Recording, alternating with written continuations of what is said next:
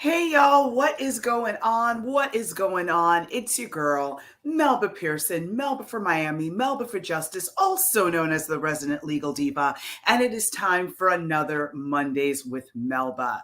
So, been a little crazy, kind of running around, been traveling a lot for work, but definitely wanted to dedicate this show to the life and legacy of Harry Belafonte, who we lost last week at the age of 96. So, I mean, just wow. But before I get into that, somebody else passed away last week, and that would be Carolyn Bryant. I'm going to say RIH for her, and the R is not for rest, okay? Because she is the person that made the false accusations against Emmett Till, saying that he tried to molest her in some way. And as a result of her false accusations, Emmett Till was murdered by her husband and his family. The men stood trial for this murder and were, of course, found not guilty by an all-white jury. Emmett Till was horribly brutalized. His mother actually requested that his funeral be an open casket funeral so that everyone can see the horrors of what racism can do. And basically, she ended up recanting her story, meaning taking it back decades later, but still there was no accountability for the Till family in terms of her being prosecuted for lying, right? Because basically she committed perjury by getting on the stand and lying about what happened. And of course, her lies were the catalyst for this homicide. So the Justice Department at different times tried to reopen the case and see if there was a way to be able to find her accountable, and they were never able to do so. So now she's dead, and unfortunately, that door is now closed for the Till family, the descendants of the Till family, to basically get justice. So RAH to her. Vengeance is mine, saith the Lord. So let's hope that she's having a very hot time right now. Anyway, turning to something a bit more positive, Harry Belafonte. Now, I know a lot of folks are like, okay, I kind of heard that name, but it's really hard sometimes to grasp the entirety of someone's life and their contributions until, unfortunately, they're gone. That's why it's so important to give people their flowers while they're alive, when they are able to take on these accolades and appreciate and understand how much their contributions have improved society and made our world better. So a little bit about Harry Belafonte. He is a singer, he is a civil rights activist, he's an actor, and just a major humanitarian. He was born in 1927 to a Caribbean family. Yes, his family hails from Jamaica, and he was born in Harlem and spent some of his early childhood years in Jamaica. While he came back to the US, he grew up poor, did the best, his family and he did the best that they could. He ended up enlisting and fighting in World War II in the Navy. So he served our country overseas. He came back and, basically wanted to get into showbiz. That was something that he was very talented in and was very interested in. But of course, when you think about the time frame, we're talking, the 40s and 50s, there weren't a lot of opportunities. So he ended up kind of breaking into show business through singing. He ended up, doing some work as a waiter. And of course, that was the way to be able to get himself noticed, get himself into the mix. And then he was able to perform with a number of acts. So this continued, but kind of like Colin Kaepernick, Muhammad Ali, he kind of got taken out of the game in his prime, but he did so willingly, because a lot of the parts that were available to Black actors at the time, and when I say actors, I mean including all genders, right? So male, female, however you identify. There were not a lot of roles for Black folks. There just wasn't. And if the roles that were available were basically, you were a drug dealer, you were, what we would call a sex trafficker now, a pimp.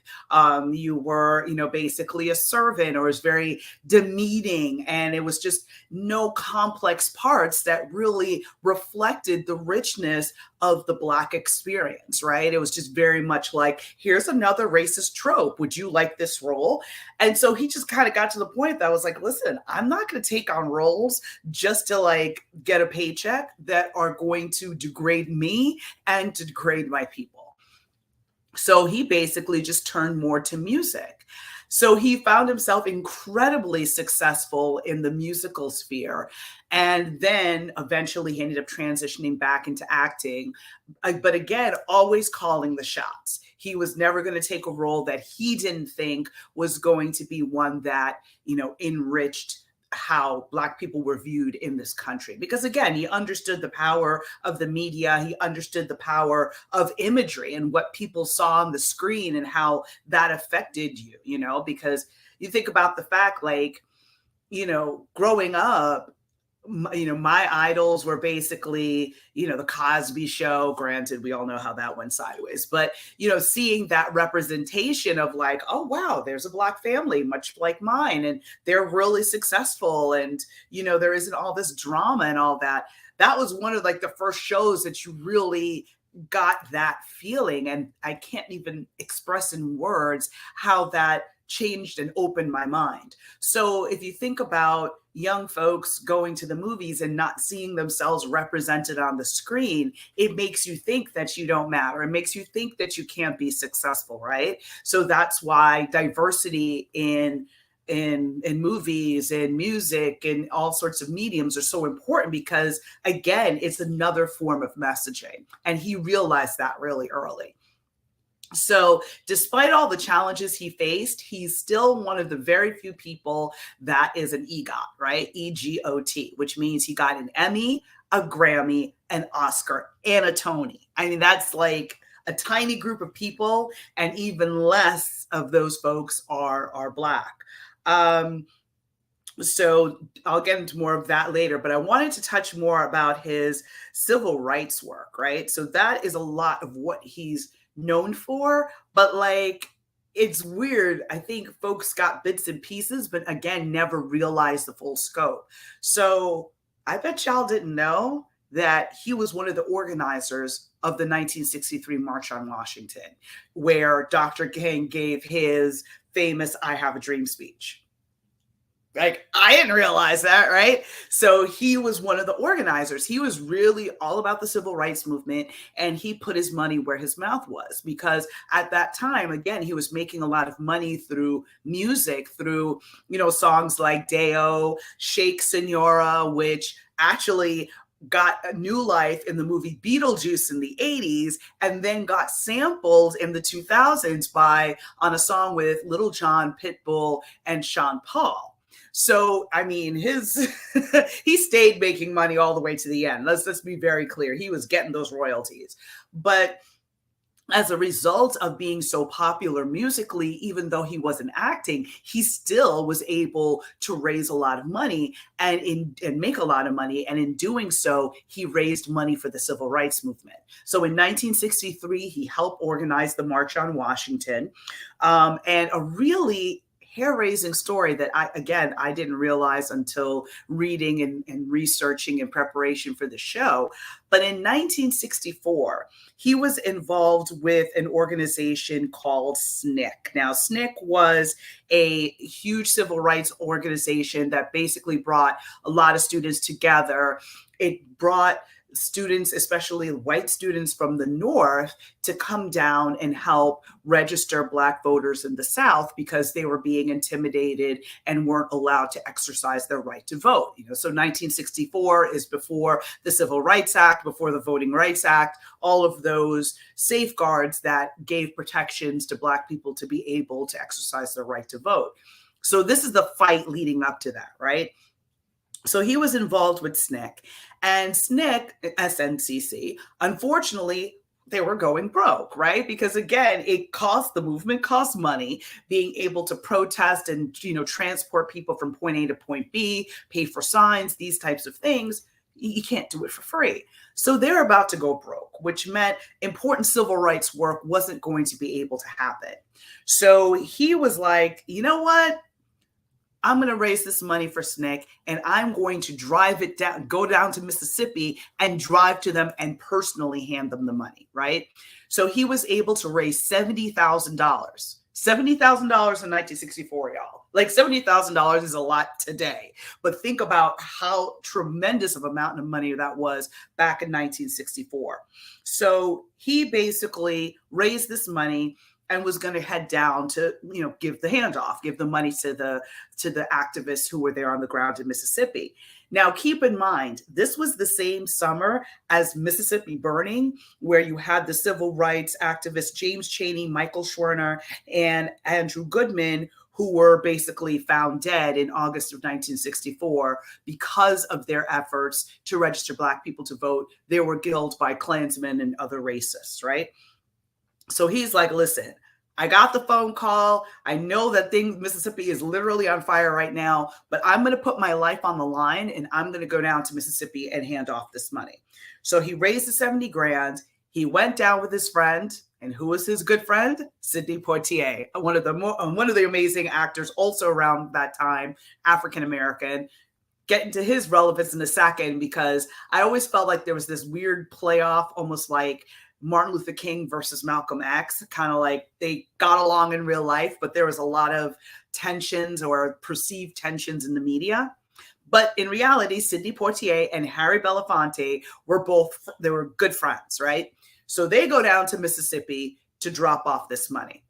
They get to the airport, get in the car. Next thing you know, pickup truck starts following them, right?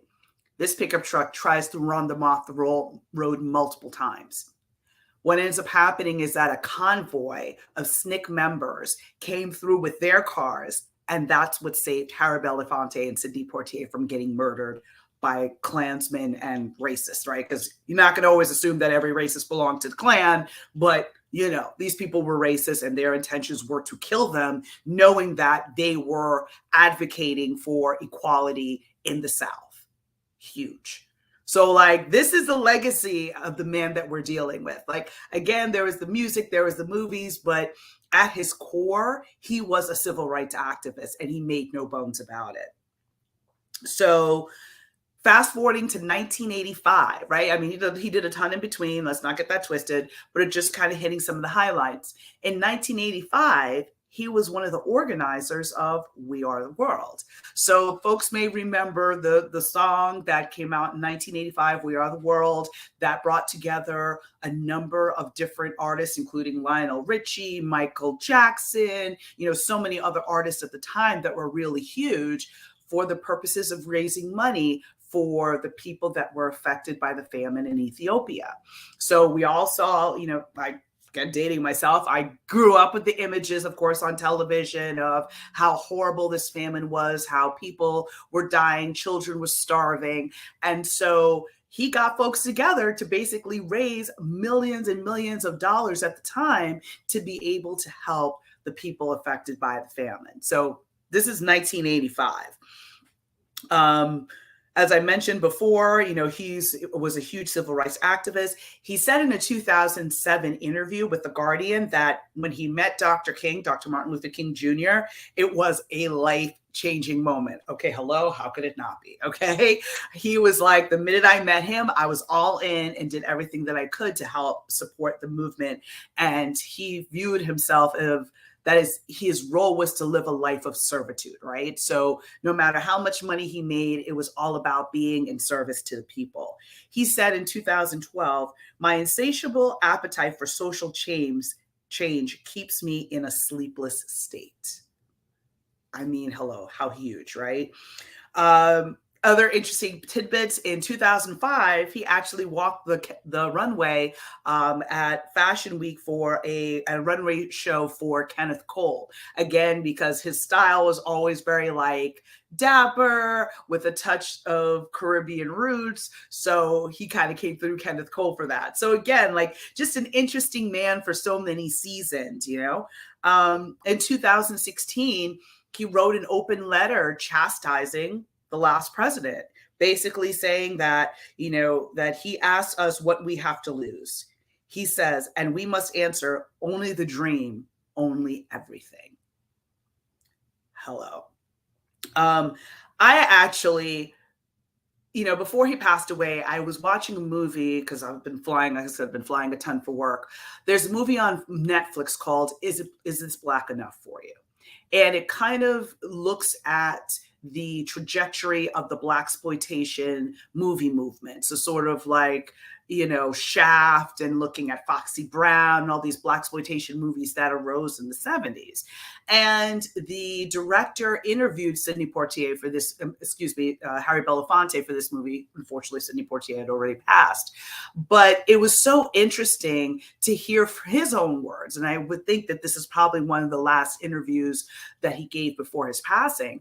But, when he was really just talking about the importance of having real roles for African Americans that are complex and represent life, not just this racist viewpoint that is being thrust upon the masses. It was just really deep to hear him talk about that. And the director did kind of touch on that perceived rivalry because Sidney Poitier and Harry Belafonte were both actors, black actors at the same time, right? So there's always that viewpoint of like, well, they're the only two, so they must be fighting each other over roles, or Harry Belafonte must feel some type of way when Sidney Poitier got a role and he did it. But the reality was, like, even though he and Sidney Poitier were aligned in terms of how they approached the civil rights movement, they viewed how they approached movies in different ways. So while Harry Belafonte turned down certain roles that he found to be demeaning, Sidney Poitier didn't look at it that way. And he went ahead and acted in some of those roles that Harry Belafonte turned down. Again, it's complex, but they were friends. They made it work. And again, I guess it's sort of a nod to that. We think about the cancel culture and just sort of like, for instance, how folks felt really upset when Rihanna did the halftime show for the Super Bowl, because back when Colin Kaepernick was basically blackballed for taking a knee, exercising his right to free speech at the sidelines of games, and has not been able to be part of the NFL since, right? Like, once he got cut by the 49ers, he never found another team. Rihanna had made a statement at the time that she was never going to perform for the Super Bowl until Colin Kaepernick had a team. And then she then goes and performs and does this halftime show, this past Super Bowl. So there was that whole debate of like, should we cancel her, et cetera, et cetera. I make no opinions on that. But again, it's complicated, right? So again, maybe she felt that she could, by performing, make some kind of stance, or maybe she extracted some sort of promise from the NFL in order to get more equity for Black players, for Black coaches. I mean, we don't know what happened behind the scenes, but kind of when you look at the Harry Belafonte, Sidney Poitier kind of dilemma, right? Sidney Poitier took on roles that some may have thought were demeaning, but at the end of the day, he was able to be in amazing movies like Guess Who's Coming to Dinner, where it takes on the issues of interracial relationships, in The Heat of the Night, where he basically played a Black sheriff. So it was all a matter of trade-offs, right? So it was just very interesting to watch both of their paths and their ability to be friends and contribute in their varying ways. So a couple final quotes before wrapping up. I was reading a tribute by Charles Blow, who writes frequently for the New York Times. And he talked about how he was present for one of the last speeches that Harry Belafonte gave at a dinner. And Harry Belafonte had chastised Black leaders for the cessation of pressure on the political establishment after the initial successes of the civil rights movement, saying that we surrendered to greed. We surrendered to our hedonistic joys. We destroyed the civil rights movement. Looking at the great harvest of the achievements we had, all the young men and women of our communities ran off to the feast of Wall Street and big business and opportunity. And in that distraction, they left the field fallow. Like, woo! Basically, he's like, y'all thought you made it. Now that you got a seat at the table, right? you're running off and it's being so happy to be included that you forgot the people, that you forgot to build a bench, right? That you forgot to share the lessons of the civil rights movement and to make sure there were safeguards in place, that the battles that we fought and won didn't have to be fought again like we're seeing right now, right? So again, his whole point was folks got comfortable, folks got complacent, and now look where we are. I mean, mind blowing, right? And he follows up by saying, where are the radical thinkers? He explained that this stage in his life, he spent most of his time encouraging young people to be more rebellious, to be more angry, to be more aggressive, and making those who are comfortable with our oppression uncomfortable. Where are the radical thinkers?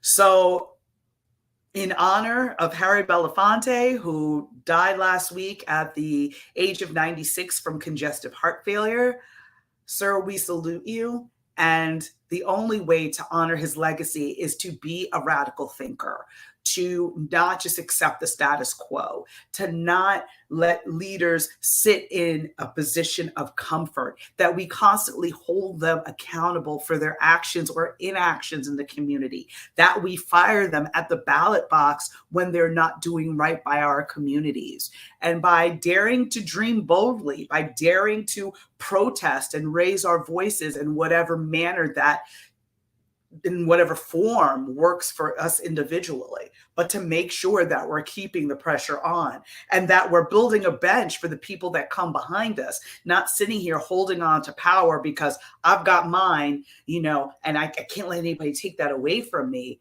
Like, give to the next generation so they have something to work with when they get into a position of power. These are the ways that we honor the people that have fought and sacrificed and given their lives to make this movement happen. So with that, I encourage you to learn more about him. Check out some of the amazing tributes that have been and articles that have been written about him. But most importantly, honor him in action by being a radical thinker and fighting for justice.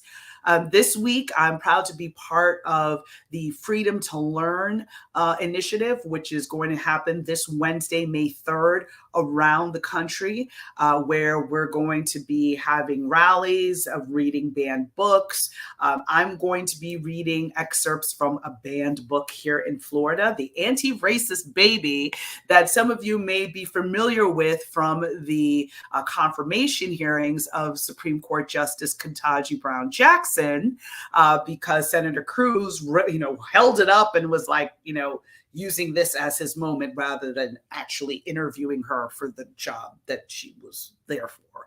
But it's very interesting that people demonize something that they've never even read, even though it's very short. It is a children's book. But anyway, hope that you can join me. It will be on all of my socials. So it's going to be live Wednesday, 6 p.m. Eastern Standard Time. And it will be on Facebook, LinkedIn, YouTube. Probably going to get it up to TikTok as well and on Instagram. So y'all, a lot going on. So stay engaged, stay woke, and definitely like, comment, and share. Take good care. Bye.